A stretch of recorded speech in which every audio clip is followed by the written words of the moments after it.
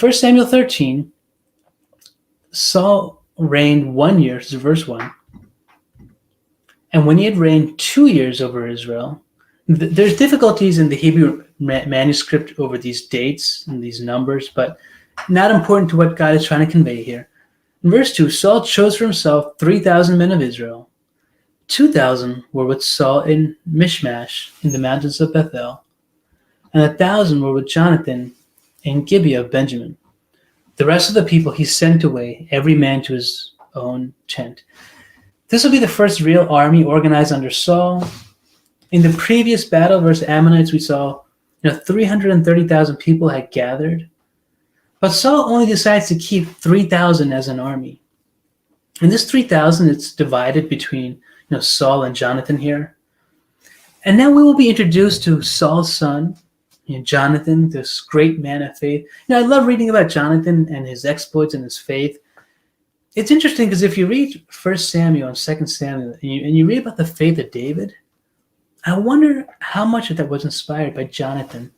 Really fascinating character. I think one of the most underrated characters. Doesn't get a lot of press, but such a fascinating life. And verse 3, and Jonathan attacked the garrison of the Philistines that was in Geba, and the Philistines heard of it. Then Saul blew the trumpet throughout all the land, saying, let the Hebrews hear. All Israel heard it, said that Saul had attacked a garrison of the Philistines, and that Israel had also become an abomination to the Philistines. And the people were called together to Saul at Gilgal. We see Jonathan attacked the Philistines. We will regularly see the military prowess of Jonathan. We will regularly see his great faith. And notice that what the word was. The word was that Saul had attacked, not Jonathan. Now we know later on that Saul is going to be a man who struggles with great jealousy, a man who lives in his own bitterness. Now I wonder here if Saul had taken the credit for his son, maybe told the messengers to change Jonathan to Saul in the report. We don't know. But verse 5, then the Philistines gathered together to fight with Israel. 30,000 chariots and 6,000 horsemen, and people as a sand which is on the seashores in multitude. And they came up and encamped in Michmash to the east of Bethaven. So the Philistines respond with this massive military response, right? 30,000 chariots. Now, some scholars feel that 30,000 chariots are inaccurate, and the number is maybe a mistranslation. Perhaps the number can mean 3,000 chariots. Regardless, it is a massive military response. We know that because of verse 6 and 7.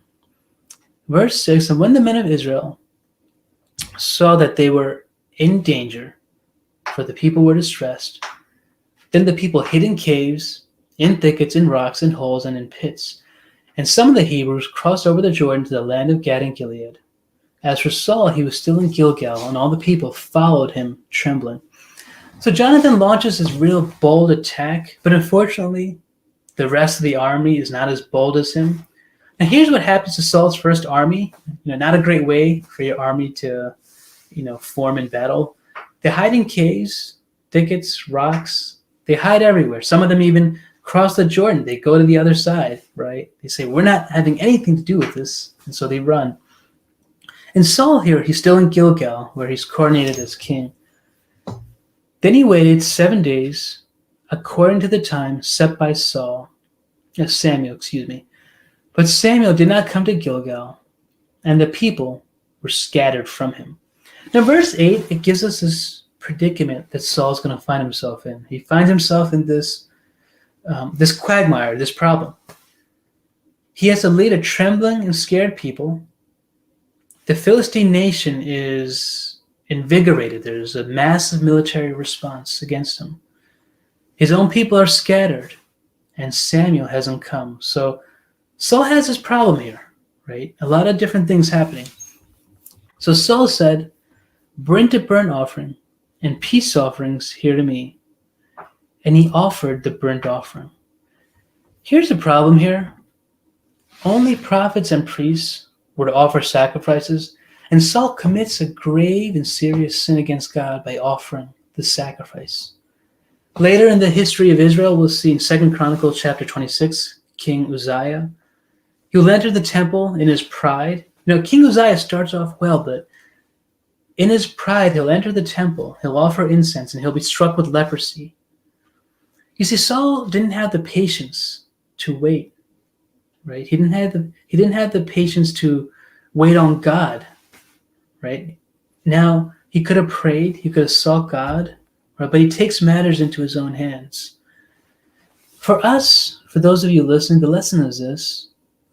There are seasons where we are called to wait, right? You wait on finding a spouse, right? In the meantime, you don't play the hookup game. You don't date every man or woman you see, right? You don't, have sex with anything and everything that breathes before you get married. You wait on a spouse. You wait on God's timing for vengeance, right? If someone slights you or offends you, right? You don't just take matters into your own hands and act impetuously or with your own wrath.